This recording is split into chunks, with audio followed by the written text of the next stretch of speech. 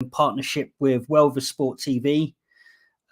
We're going to be their main charity that they use for the foreseeable future, and we'll be making sure they buy the best prizes from us for their paying members to give away for free. So if you can, check out Welver Sports TV on YouTube. Brilliant. Right, so from the outside looking in podcast, people that watch them know that I cover sort of issues, social exclusion and addictions and the like. Funnily enough, the one addiction that I've never, ever, ever had a problem with is gambling. So eventually I thought to myself, right, I will do a podcast on gambling. And I put a little thing up saying, would anybody be interested in doing it? And by far and away, it's the one that pricked the most interest. I've had more people inboxing me about gambling than everything else, probably put together. I've had friends that I've grown up with message, you know, I keep it all confidential. A lot of them just wanted to sort of tell me just how bad it got for them. And, you know, real horror stories, and just so many people, it affected so many people, all of them saying the same thing, that, you know, they just ended up thousands and thousands into debt. And not only that, I also had somebody sort of comment on one of my posts, saying that they weren't a gambler, but they'd grown up with a gambler, and sort of told me it from that side of things, that they would come home and toasters would be missing, and, you know, things would be getting sold, etc. So we're going to cover that. Online gambling, you know, people just throwing money away via credit cards, etc. So I'm going to bring in my guests. I'm using some new software, so if it seems like I don't know what I'm doing, it's because I don't, but I'm sure this will be fine. So first of all, I'm going to bring in Katy. Add to stream. Katy. Oh, God. Why me first? You're first starting at ladies first. Ladies first. So just a very quick intro, right? I know you from Facebook pretty much exclusively. I did one with Fred yesterday, and I know you from. I know. I'm looking forward to seeing that, actually. Have you not seen it yet? It was really good. No. It was really, really good, which I always thought was going to happen with Fred, because I bet he was drinking red wine as well, wasn't he? He was drinking red wine. Yeah, he was. Yeah, he was. Yeah, no, it was good. But like, I met you in the same sort of group as Fred, Boxing Banter, and then from there, other groups, and then from there, you've ended up sort of on my Facebook for probably the best part of 8 years, and we've done a couple of things together. It's about 8 years. It's about 8 years. About 8 years. We worked it out yesterday. We've done some stuff like you helped me trace my family and all that, and then you were somebody that surprised me. Because when I started talking about gambling, you were like, "Oh, I'm £10,000 in debt," right? So we get onto that at some point. This is somebody that I've never met before. He got recommended to me. We've got a mutual friend, but by all accounts, it's as bad as it gets. So I'm going to add you, Tim. Yeah, Tim, you're in the room. You're right. So, like I said, we've never met each other before, but you're as in a full-on gambling addict in rehab kind of thing. In recovery for it, Gamblers Anonymous, all that, you know.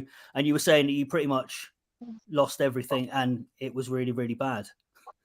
Yeah, I mean, I'm a compulsive gambler, not a social gambler, and gambling addiction, I can understand why a lot of people don't understand it, because it's not a physical addiction, it's a mental addiction.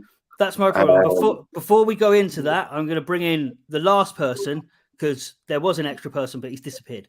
So we're just going to go on without him. But this is my next door neighbor, Bob, who he commented just saying that he grew up with a gambler. So it'd be interesting to sort of have two gamblers and somebody that was negatively affected by other people's gambling, if that makes sense. So this is Bob, my next door neighbor. Bob's in the room. You all right? Yeah. Hi, Bob. And so far, so good. This is all working the way it's supposed to work. And I suppose, if it's all right, Tim, I'll just start with you, because you sound like, and this isn't sort of belittling Katy's gambling, but, you know, yours seems to be the extreme sort of side of it. That I don't know what you was just about to say there. And this is what I don't understand, because it's not a physical addiction. I don't understand it at all. I don't get gambling, even though I'm prone to addiction. I do it's not that I've just never gambled. I do gamble here and there, and I just, you know, I gamble to lose money. It doesn't bother me. I'll have a budget. I used to play poker. I put 30 quid on my poker account, knowing I was going to lose it. If I ever spend more than £10 on a fruit machine when I've been paid, I'll be fuming that I've spent more than £10. What's the definition of compulsive gambler, Tim? Yeah, that's a good shout. Yeah. Somebody who has to gamble all the time. I'd be at my worst. I'd be gambling when I woke up before work. I'd be gambling when I was at work. I'd be gambling after work. I'd have friends round, and I'd be gambling in front of them on the laptop. And being, you end up in this bubble. Is the only real way to describe it. So when's the first time you gambled, and were you addicted straight away? Because I can look at myself with addictions and say I did drugs pretty early on, and I was pretty much addicted, as in there was something mentally that was different about me. Do you know what I mean? So was it the same with gambling? The first time you gambled, or was it gradual? Well, I always remember going down to the arcades as even a little kid, and I was told that the fruit machines were there, and I always wanted one more go to try and win the jackpot. But I think it really started around about 10 or 11. A friend took me to a cafe in Newcastle, and I had a couple of fruit machines, and I won the jackpot. And at the time, this was early 80s, and it was, I think, a £5, and that would have lasted me forever at that time. Yeah. And I just thought, well, this is easy. So I went back again, and I won again, and that's the worst thing that can happen to a gambler, because then you think, well, you're invincible. And it kind of carried on through my teens. I grew up, in a fairly well-off family. I had access to money, but I gambled most of it away. I did suffer a lot of bullying at school, and I think, again, going back to the word bubble, I found that was a bubble I could hide in. Yeah. I suppose just like, with drug addiction, you go into this bubble that the rest of the world is just completely away from you. And that's what gambling was. And I think that the only time I didn't really gamble was on the dole for a bit, after being at university, and I didn't have the money, I suppose, really. Once I started working, it got worse, because I had access to more money. I then had access to credit cards, and I was the master of being able to switch balances from one to the other, so it looked like they were paid, and then all of a sudden I had all that money to gamble with again. I remember describing as well, when I would go to the pub in my 20s, the £20 pint became a £50 pint and a £100 pint, because I'd buy a pint, and the rest of them the fruit machine. Yeah. Do you know what? Sorry, just to jump in. I remember, I do remember a couple of lads. We'd go to nightclubs in South Shields, and they'd spend the whole night on a fruit machine. I'm like, we're in a club. What are you doing? But yeah, I suppose if it's an addiction, it's an addiction, isn't it? Sorry, I just remember. No, not at all. Not at all. As I said to you earlier, I'm completely open about everything. Thankfully I can be now. There's so much to say. I think the worst thing that happened to me was the internet, and I think that's the worst for all gamblers. I had an accident at work in about 31, and I was at home, and I was earning decent money, and I went on to Ladbrokes, and I started playing poker. And I'd been brought up playing cards from a kid onwards, so I was a good poker player, and I was always winning at poker. Yeah. My downside was I'd look at those winnings and go, let's have a game of blackjack or roulette or go on the slots. And then it was gone. And then I'd try and win it back, and then that was gone. And it's the old chasing the losses, which, you can never do. You can never win. There wouldn't be this many casinos or bookies or online accounts if we could all win. Yeah. So Katy, you like the internet as well. Isn't that how you? I know I laughed about this when you told. I know, do you know what I mean? And I'm laughing at. So I always laugh at things, but it's the craziness that I laugh at. But like when you said, "Yeah, I'm 10 grand," like when Katy said, "Oh, I'm 10 grand in debt from online slot machines," I was like, "How does that happen?" Do you know what I mean? Quite easily. Yeah. Very easily, sadly. And I stupidly got I got a credit card out when I didn't want to waste my wages. Yeah. So I thought I'd just keep chucking it back on there, and yeah, that was bad move. But because I kept it, when you withdraw it, my credit card was updating my limit, and they were upping it each time. So it started off as like a £200 credit card, and then it ended up at like 1,800 because I kept withdrawing all these funds to it. Right. So then you end up ploughing more into it. So that I don't know if you can use credit cards anymore now. Actually, you can't. I don't think you can. Credit cards have been banned from gambling sites.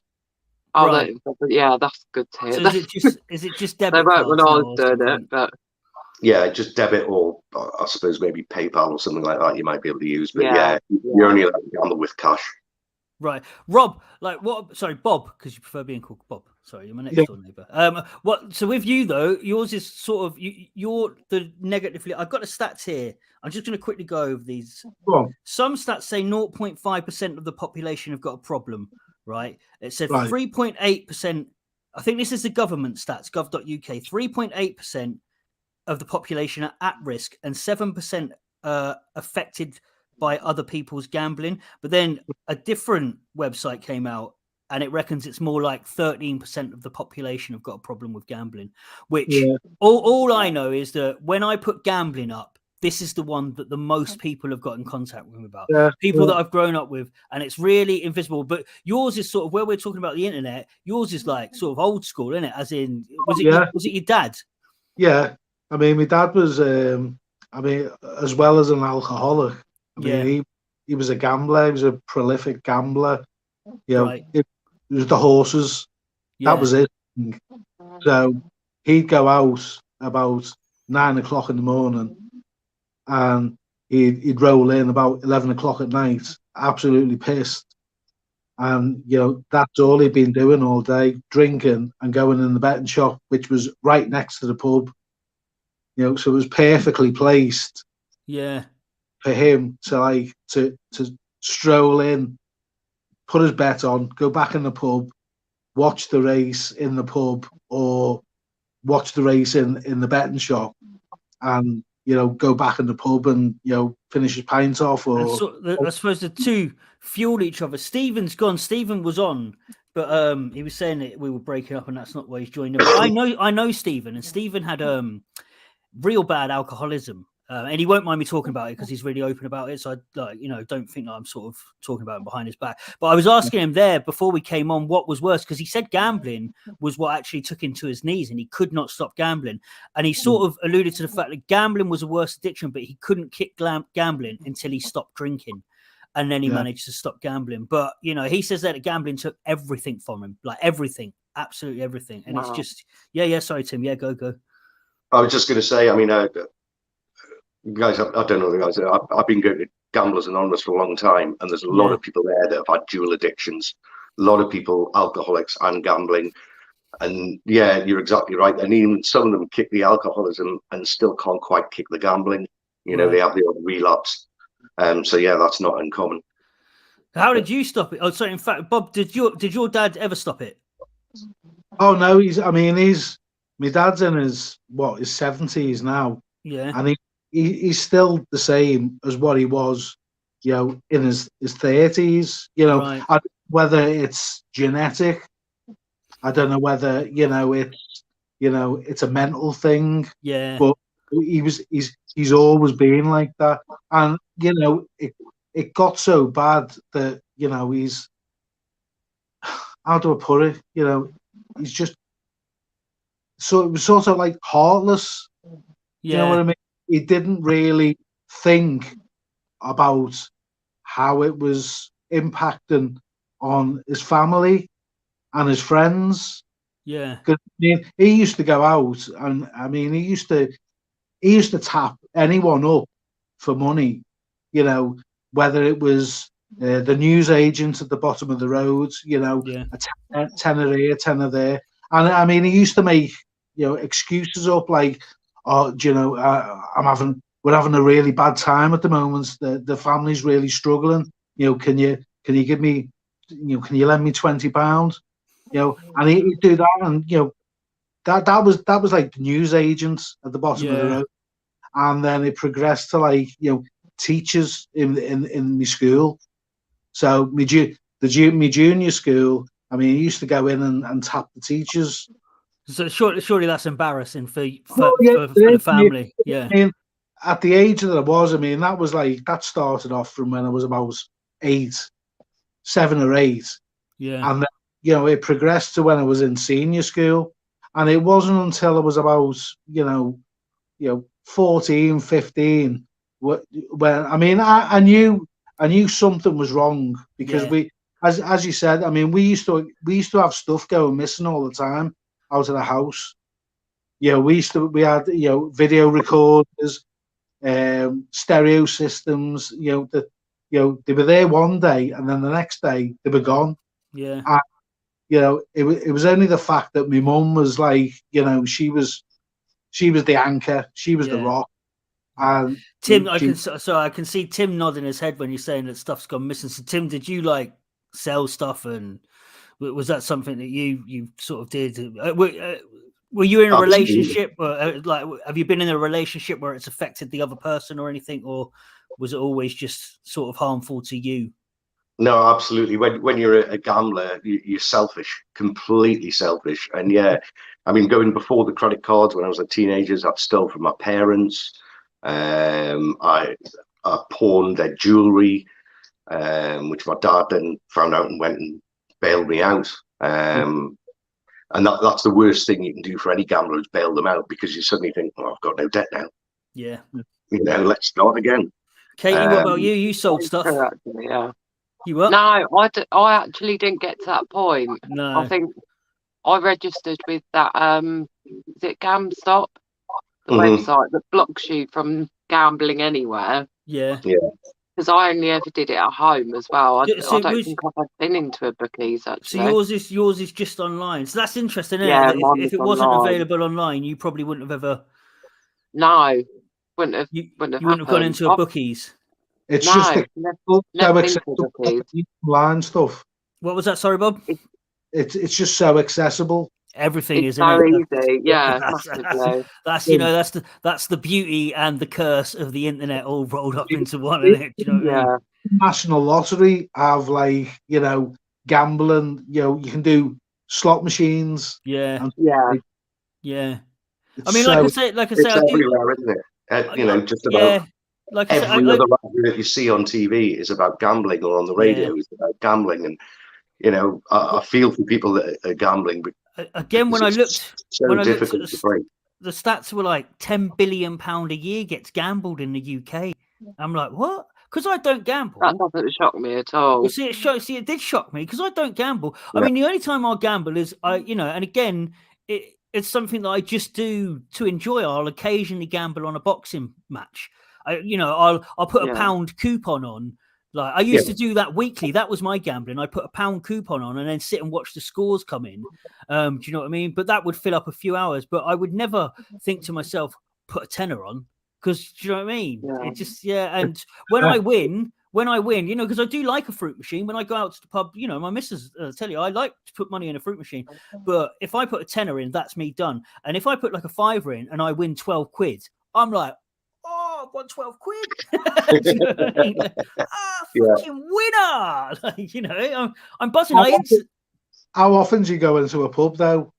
No, not that often anymore, as you all know. But if you go into a pub every day, and put a tenner in every day before you know it,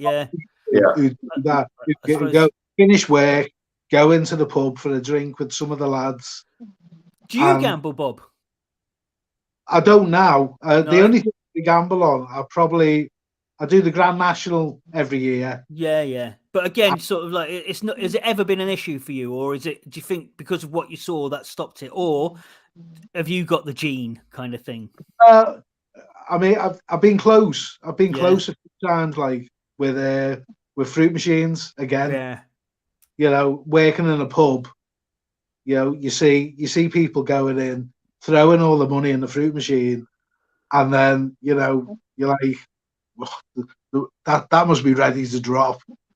Because Bob came round mine. Bob came round mine because he is literally my next door neighbour, and he came over and we was working out how to set this up, and we were talking about that because I do that as well. I used to do that as well. I would watch people throw in all their money in the fruit machine, you know, and I would see people like just constantly chasing, and I would think to myself, the moment they've run out of money, I'm going to go and have a go on that fruit machine and I'll put a tenner in it. Do you know what I mean? But if I didn't win off that tenner, that's me done. And if I did win, whatever I won, I would keep, and you know, it would be a result. But you know, you put your money in, and then you think, oh, I need to get that back. So you put another tenner in to get that money out. You get it, and then you think, I can get some more out here.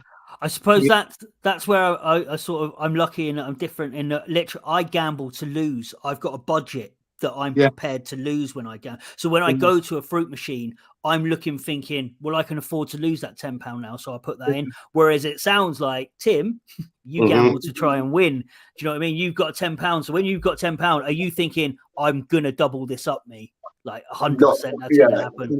Yeah. At the very worst, you're always looking for that big win. And don't get me wrong, I want big wins. So, what's your biggest win? I have to ask, what's your biggest win? £10,000 on a fruit machine. Of what? Of how much? £5 bet. Did you keep all the money, or did you then gamble that as well? Well, it was great. I paid off 3 credit cards. I was king. One thing to say, GA, as well, king for the day. Yeah. When you win, money, champagne, let's have fun. And then I would say within probably 2, maybe 3 weeks, it was all back up in debt again. And those credit cards that you paid off, were you only in that debt through gambling? Yeah. Right, yeah. So it's just it's just insane. Any addiction's insane, isn't it? And that's what I'm a recovering alcoholic. I go to AA and stuff, and they always sort of talk about the insanity of it. And when you first go, you're like, what are you talking about? But once you actually, for me, once I got sober, and I mean properly, as in I don't drink anymore, not just taking a break or anything. Once I actually got sober, I look back and I see what they mean by just the insanity of it all. You know, the fact that you're just doing something that is really harmful. It makes no sense, but you just keep doing it anyway, and you don't know. Well, you look back and like, why the fuck have I done all that? But sorry, I used to have sessions with gambling, you know, and Rob. I was listening to Rob, and I affiliated with Bob, what his dad was doing.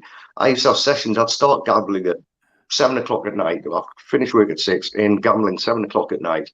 And I'd be losing, chasing my losses. And then maybe by 1, 2 in the morning, I got all my losses back. And I go to sleep. And then you'd wake up the next day going, hang on, I just spent 7 hours gambling and didn't make a penny. I just managed to get my losses back. Could have gone out for a nice walk. Yeah, absolutely insane. I'd be 1 o'clock in the morning, I'd put a bet on Uzbekistani basketball.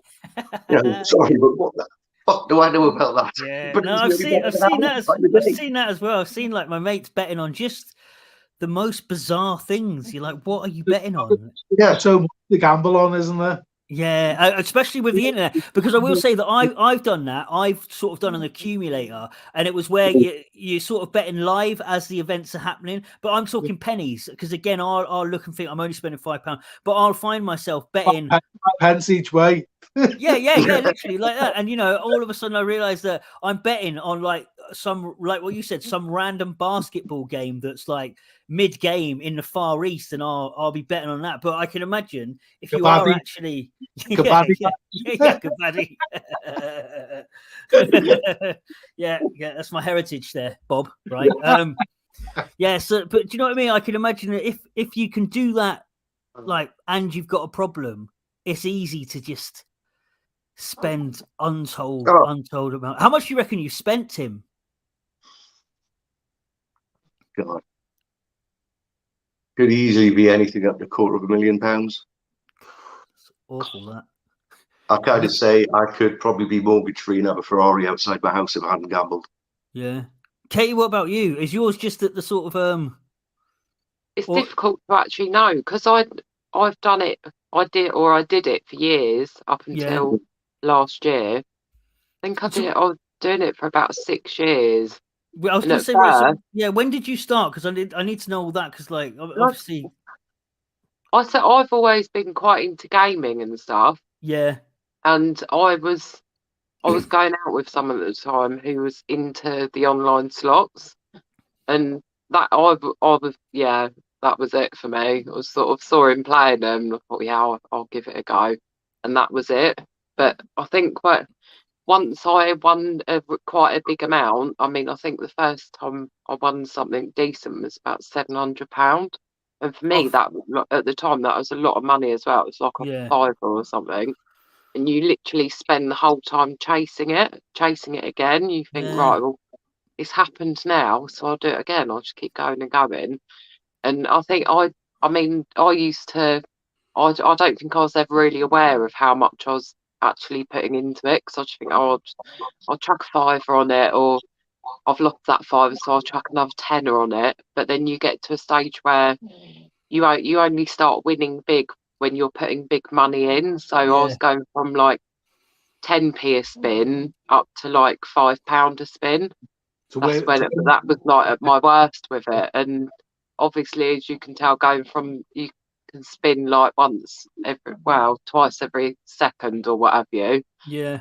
It goes down fast. But especially on a credit card as well. Like, you get so into it that you don't really, I don't think you really realise you're doing it. And then once it's all gone, you'll sit back and think, I've just literally spent like 300 quid in an hour on nothing. How have I done that? And you think, God, I've got to get this back. So I'll chuck another 20 quid on. It's just ridiculous. It's never ending. What was you just saying there? Sorry, Bob, when I saw you sort of say something. I was just saying, you've got a lot of people, you've got to bet big to win big. Yeah. Yeah, that is so. Yeah. With these sites as well, once you start betting bigger, they give you all these bonuses. They'll add you to the VIP club, stuff like that. So you sort of, and they'll say like, oh, if you spend £100 today, you'll get an extra 50 quid. So you think to yourself, well, I'm probably going to spend that over the next week or so. So I'll just chuck it in anyway. And it just gets bigger and bigger and bigger as you go along. Yeah, I think. I'll tell you what. Yeah. Sorry. The thing that I did think about, right, is that obviously, because we were talking about this, Katy, on the phone, where I was saying it's just weird that how gambling's never affected me. But all of my addictions, you can see when they're at their worst. You can physically see with me that I'm in a bad way. So, my missus would look at me and be like, you look like shit, because I'd been drinking heavily for days and days and days. Back in the day when I was younger, you would see me and I would be pale and I would be about 7.5 stone, and you would be able to see that I was taking too many drugs. Whereas that's like a physical addiction, isn't it? Yeah. So you can see that it's happening to somebody. So sort of people could maybe step in and try and help, or you know that people are judging you because they can tell that there's something wrong with you. Whereas gambling, there's times where I must have been, one of my mates that he was going to come on, but he got deployed, and he ended up, like 25 grand in debt. And I've known him, so there must have been times where I've been talking to him where he's just lost like thousands of pounds. And Tim, there must have been times where you're talking to people and nobody realizes that you've just lost thousands of pounds. And I don't know, are you in turmoil when that's happened, or are you just one of the worst things I think about having an addiction and having gambling is the lies and the mistrust. And you become a perfect liar, but then eventually as it builds up, you've got to remember that lie to cover this lie, to cover that lie. And you're always with your mates. Yeah, I'm fine, look at this, I'm winning. Yeah, I'll be with you in a minute, I'm fine. Some of the mates knew there was an issue, some didn't. You're very good at hiding it. Sorry, it was just Katy, when I was listening to what you said. It's very typical that a lot of people, when they get into gambling, they win big first time. Yeah. My mum did the same as well. My mum did the same. I think she put a tenner on and got £600 back. She's like, oh, doing that again. Like, no, not today, no. Yeah, and even at my worst, sometimes I just go, right, I'll just have a little bet. I'll put 25 quid in. I'll play with that. Next thing I know, I'm putting 500 quid in. I'm putting 1,000 quid in. Did you just say 25? I don't you realise you're doing it as well, do you? Tim, did you just say 25 quid's a little bet? Yeah, it was when I was at my worst. I was a little bit. Oh. It all starts seeming smaller and smaller as well. Yeah. After once you've got bigger, everything else. You think, oh, yeah. So because I bet got 200 quid out of that bonus. That's rubbish. Yeah. I bet on boxing. I don't think I've ever put more than a tenner on a bet ever. Like in my, I mean, I've probably spent more than a tenner on fruit machines and stuff here and there. Yeah. But I don't. When I've put money down, as in a bet, I don't think I've ever spent more than a tenner. I think a tenner is that's what I put down for a boxing bet. I'll put a tenner and I'll put between the rounds, and and if I lose, I'm fuming. Yeah, I mean, when I used to go to the casinos and it was physical cash. Before the internet came in, I wasn't betting as much. I'd maybe have playing blackjack. I would sometimes have £25 hands if you win double up and stuff like that. But internet, it's not real money. The internet's bad, isn't it?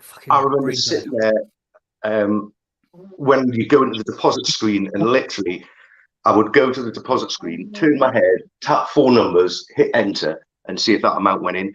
And if it did, that's what I had to play with tonight. Mental. And right. Sorry. I want to get round to because we could probably sit here and talk all night long about it's insane what we do. The woes of it all. I want to get round to sort of how you start. I know, Bob, you were saying your dad didn't stop, which is really sad. Is your dad still around? Is your dad with your mum? Was there a sort of resolution to it all, or? No, I mean my mum, she lasted as long as she could. Like, I mean, she stuck around for like 13, 14 years. She put up with it. Yeah. And then in the end, I mean, I think the ultimatum was when he cashed in my nan's pension 1 week, and that's when she knew that it's just gone beyond that point, and that was it.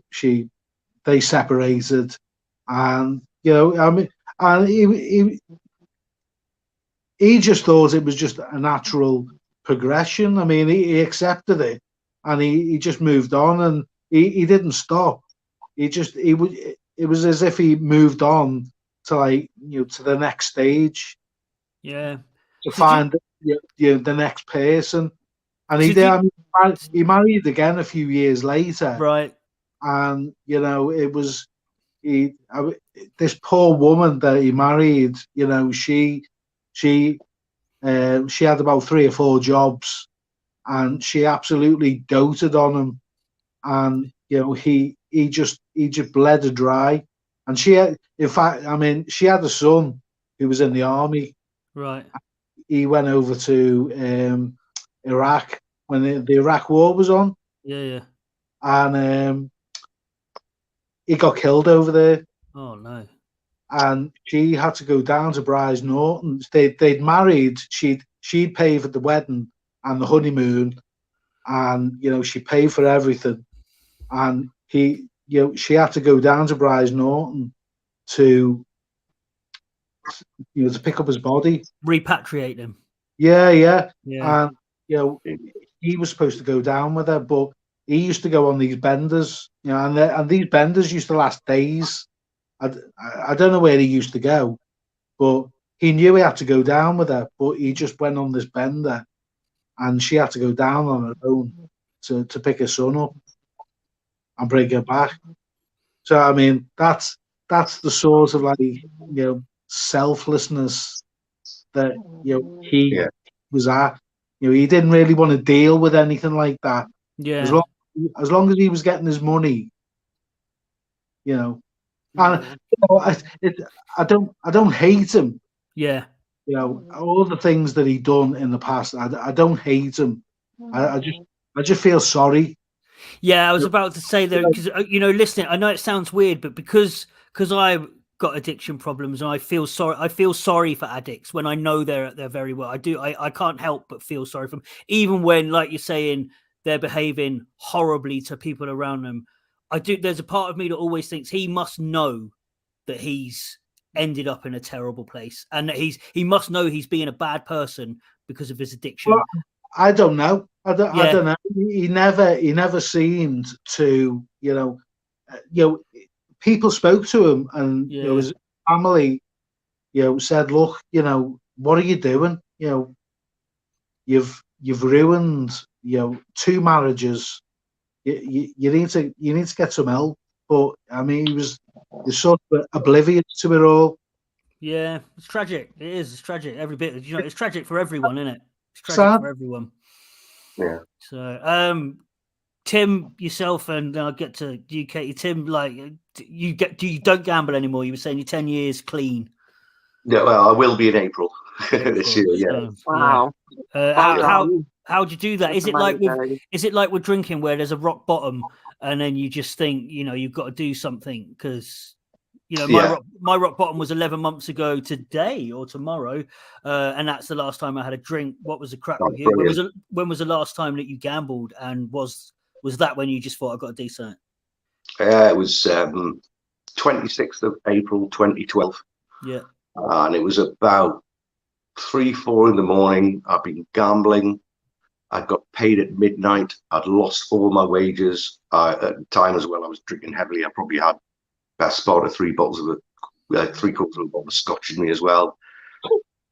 And I rang my mate and said I was going to kill myself. And I rang my mate before I rang my parents.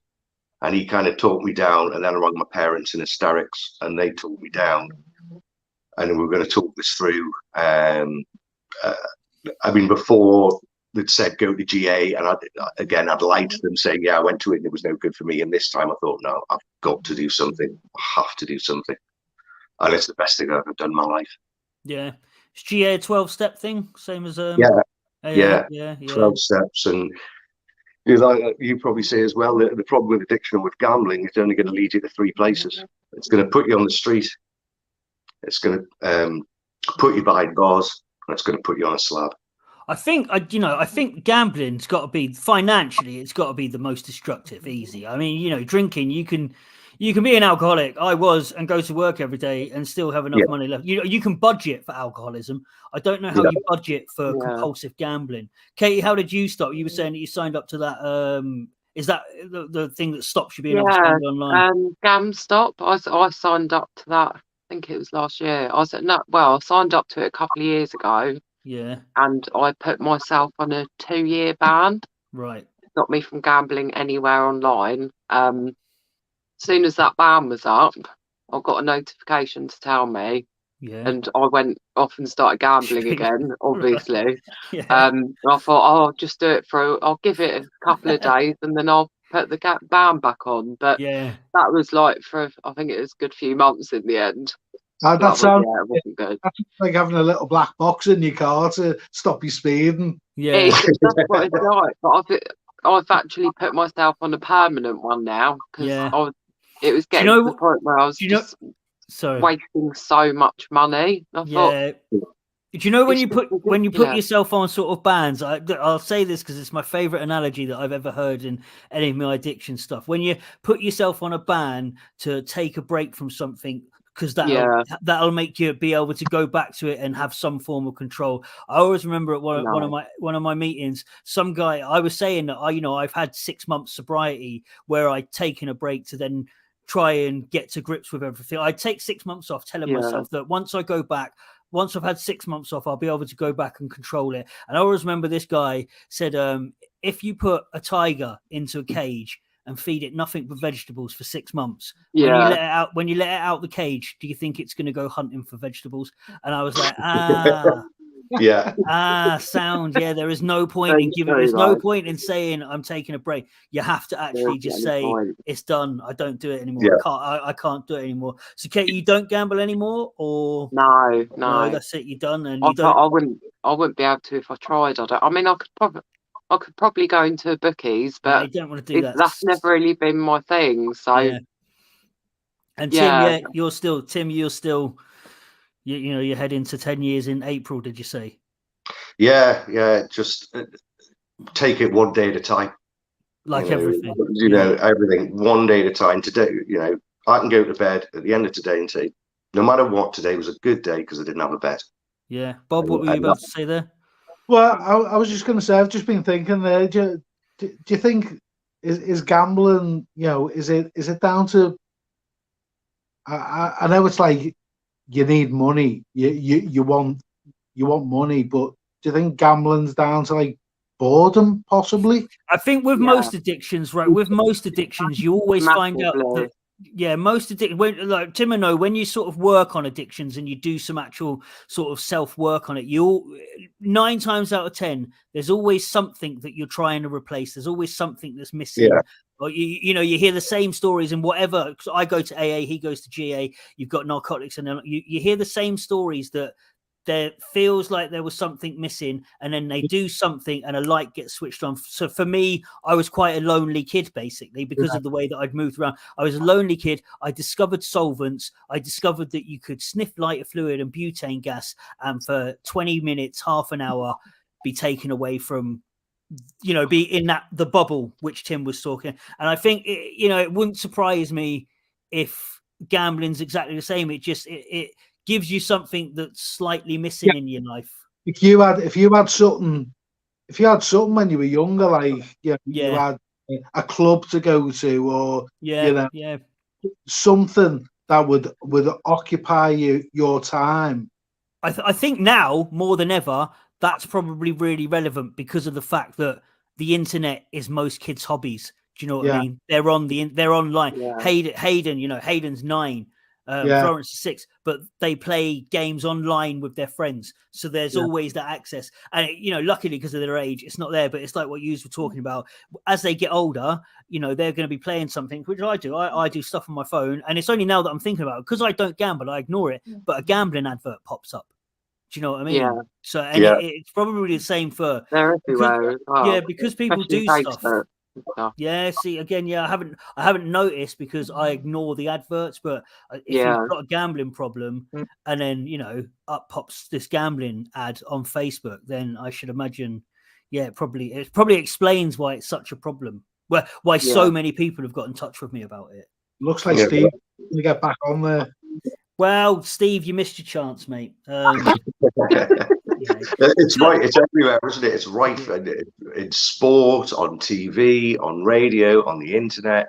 Yeah, it's just everywhere you go. It's advertised because, as you say, it's a multi-billion-dollar industry in this country and multi-trillion-dollar around the world. It's just crazy. And fair play to somebody like you that can have it, who's a social gambler. Great, you can have a bet and go, right, I lost, done. I can never do that. That's the same as me. That's fair play to somebody who's a social drinker. I can't do it. I'd love to be able to do it, but the companies know, don't they? They know that people. There are a majority of people out there. Of course they do. It's like saying Alcopop. It's like saying Alcopop companies don't know that 13-year-olds are drinking their products. Do you know what I mean? Yeah. They know what they're doing. They all know what they're doing, and they, addiction for them is a good thing. And I see all this gamble responsibly on the gambling adverts. If it's a problem, they don't want people to gamble responsibly. Of course they don't, and they only have to do that because the government made them say that. Yeah.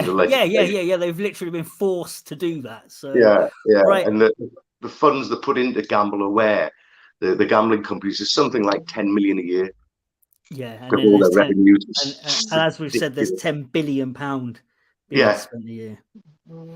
Right. Well, brilliant. I'm glad I am not a gambler. I'm glad if anything, I hope that anybody watching this, right, listens to the stories and thinks, I don't want to gamble either. And if anybody has got any problems, obviously, Tim, you go to Gamblers Anonymous. Katie, you mentioned a website that can stop you gambling. Like, what was it called? GamStop. GamStop. GamStop. There's also something out there called GamBlocker that just won't let you onto anything to do with gambling. And without a shadow of a doubt, if you have a problem, the Fellowship of GA group, you don't, when you're gambling, you don't think that there's other people out there with the same problem as you. When you go to GA, as you found in AA, you realise that everyone in this room has got the problem with you, and they heard everything that you've done pretty much. You look for the similarities and all that. people are there, Tim? You know, from what classes? Is it like from your normal person down the road to, you know, all different classes, isn't it? Yeah, without a shadow of a doubt. Without a shadow of a doubt. Addiction doesn't discriminate, does it? That's the words I was looking for. Yeah, absolutely. Doesn't discriminate at all. I was at a meeting the other day and somebody drove off in a Porsche, and that's a true story. Do you know what I mean? You know, it's just addiction. Once it gets you, it doesn't care who you are or where you're from. It gets you. So, right, I'm going to sort of just quickly add as well. Yeah. Just one thing I found with a lot of people as well is this quite similar to like drug and alcohol addiction. Yeah. I mean, just because you're not sort of like stealing from people and selling stuff, that sort of thing, it doesn't mean you haven't got a problem with it. I didn't think I had a problem with it, but then when I started looking at my bank statements, I realised I had a problem with it. Yeah. Don't sort of try to sort of get it through to people. Don't let it get to the stage. You know, don't let it get in my head. I thought, well, I can't be a gambling addict because I'm not stealing from people. I'm not like selling all my stuff, that sort of thing. But when you're getting a credit card out for that specifically, it's an issue. Yeah. So how your debts out, Katy? You're still paying your debts off, aren't you? I'm almost finished on mine now, but that's only because I've banned myself from doing any more gambling. But so how do you feel now? You know, what's your outlook? Oh God, a lot better, because I know where all my finances and stuff are now. I know where I am with everything. I know what I can use, what I can put away, what I need to put away, that sort of thing. I can save instead of. Are you going to aim for something now to do, or I don't know. More woodwork. Oh God, no. Katy does woodwork. I need to aim to get my laser engraver fixed. Yeah, there you go. You need to. Left me writing the shit up. Yeah, you need to make me some stuff. Right. Well, I will say finally, just as we sort of wrap it up, obviously, even though gambling is not my advice, my DMs are always open if anybody wants to message me. And I'm sure, Tim, I'm assuming that part of your service is helping other people. So, you know, if anybody's got issues with gambling or something, feel free to DM me. Feel free to get in touch with Tim and just do something about it. And with that, I will say thank you very much for joining me on this. I think we've managed to pull it off, the 4-way call. It was meant to be a 5-way call, but Stephen has messaged you saying that we've broken up. I was going to say Stephen's still backstage, apparently. Oh, is he? Well, still waiting backstage. You know, it's a tough life, isn't it? It's a cruel world. Snoozy lose. Right, listen, that is From the Outside Looking In podcast. Thank you very much. Cheers, Ricky. Thanks for having us. Bye. Right, that's it. I will edit this bit out, so that works. Thank fuck. Oh my God. I was shitting myself. I was so nervous. I've never fumbled my words so badly in my life. It was all right. And I think with this program, I know that Tim we were sort of saying we hope people don't jump over the top. But with this program, I think whoever's talking first, it doesn't let anybody cut over the top. So that's why I was saying, you were saying so and so, you were saying, because I think I could see mouse moving, but it wasn't letting anybody cut over the top. So right, I'm gonna end the broadcast now, and it might just cut us all off. Okay, so I'll message you all one at a time. Cheers, Rick. All right. No worries. All the best, guys. Cheers. Bye. Take care.